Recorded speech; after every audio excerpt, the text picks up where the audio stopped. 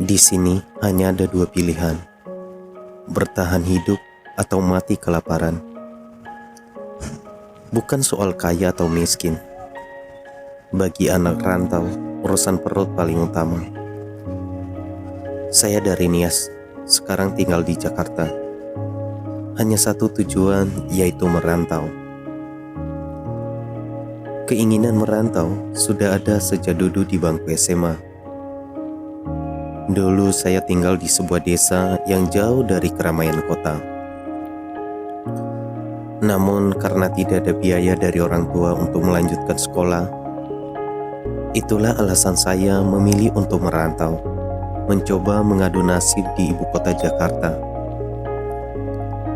Jakarta sebagai ibu kota seakan memiliki magnet tersendiri yang menarik masyarakat dari luar daerah untuk merantau.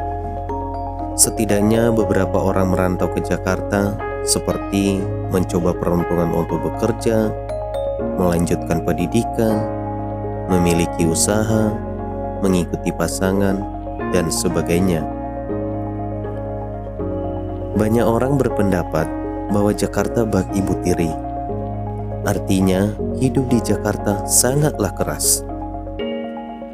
Tidak jarang banyak perantau akhirnya menyerah karena tidak sanggup terhadap kerasnya hidup di ibu kota.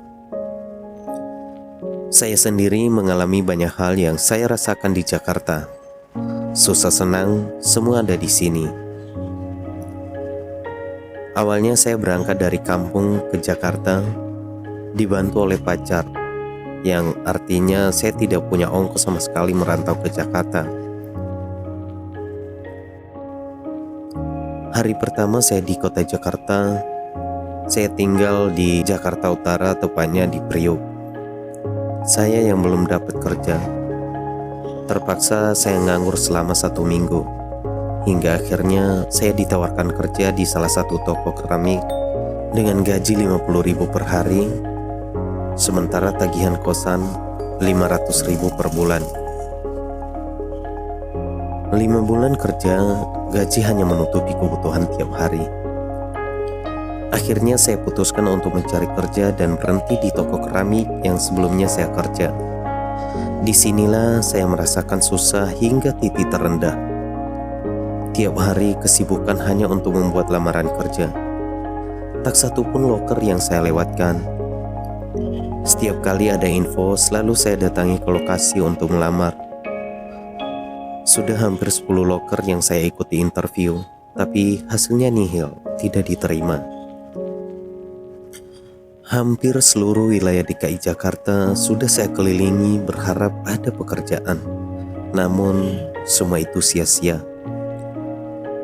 Saya yang tidak punya kendaraan, terpaksa naik angkutan umum untuk menuju lokasi loker yang tersedia. Pernah suatu hari saya kehabisan uang, tidak ada ongkos naik busway atau angkutan umum. Tanpa banyak pikir, saya langsung terobos palang pembayaran busway hingga akhirnya ketahuan sama petugas dan saya pun diusir turun. Waktu itu menunjukkan jam 10 malam. Hati yang sedih ditambah uang tak ada lagi. Lalu saya putuskan jalan kaki hingga ke kosan dengan jarak sekitar 6 km. Saat sedang jalan di trotoar, ada 2 orang menggunakan motor berhenti tepat di depan saya. Lalu yang satunya turun menghampiri saya, menanyakan asal dari mana dan tinggal di mana. Saya bilang asli Sumatera Utara dan tinggal di Priok. Lalu ia minta saya keluarkan KTP. Saya sudah mulai membaca gerak-gerik pria tersebut. Kedua tangannya dimasukkan di dalam kantong celananya. Sementara yang satunya nungguin di atas motor tanpa matiin mesin. Di sini saya mulai curiga dan teringat kata teman yang pernah bilang, Jakarta keras. Lalu pura-pura saya ambil dompet dan dikit-dikit saya mulai jaga jarak. Kebetulan ada suara sirine polisi patroli. Melihat situasi kurang aman, lalu dia langsung naik motor dan tancap gas. Puji Tuhan saya selamat.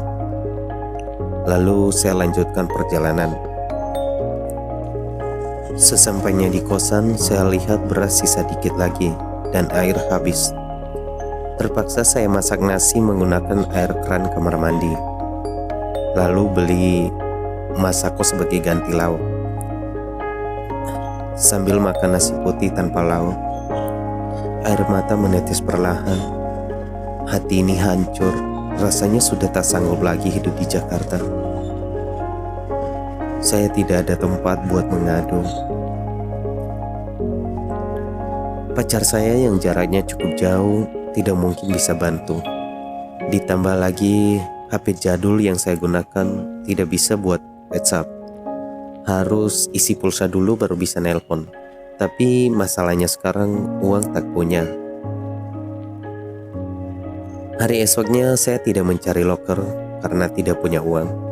Saya hanya bisa tidur di kosan sambil mikirin nasib di Jakarta. Saya ingat betul, 2 hari berturut-turut tidak makan nasi, hanya minum air saja. Badan mulai kurus, pikiran mulai kacau. Ada niat mau balik kampung tapi tak punya uang. Beruntung ada saudara yang main ke kosan dan dia bantu sedikit kebutuhan. Bukan hanya itu, dia juga talangin uang kosan. Keesokan harinya ketika sedang main Facebook, ketemu satu loker yang tak jauh dari kosan. Lalu saya mencoba melamar. Akhirnya saya diterima di Telkom Jakarta Utara. Beberapa bulan kemudian, gaji sedikit demi sedikit mulai naik. Semua kebutuhan terpenuhi dan hati mulai lega. Karena kerja saya tidak dipaksa waktu, saya suka banget. Sehingga saya bisa cari penghasilan di luar, seperti membuat blog, dan saya buat konten di YouTube juga. Puji Tuhan sampai sekarang ada 2 channel YouTube yang berhasil monetisasi, dan tiap bulan dapat gaji tambahan dari YouTube. Teman-teman yang sedang merantau dimanapun Anda berada, tetaplah berdoa dan bekerja. Rintangan, tantangan yang sedang Anda hadapi saat ini, yakin dan percaya Tuhan akan memberi jalan keluar. Bekerjalah dengan sungguh-sungguh, tekunilah dan cintai pekerjaanmu.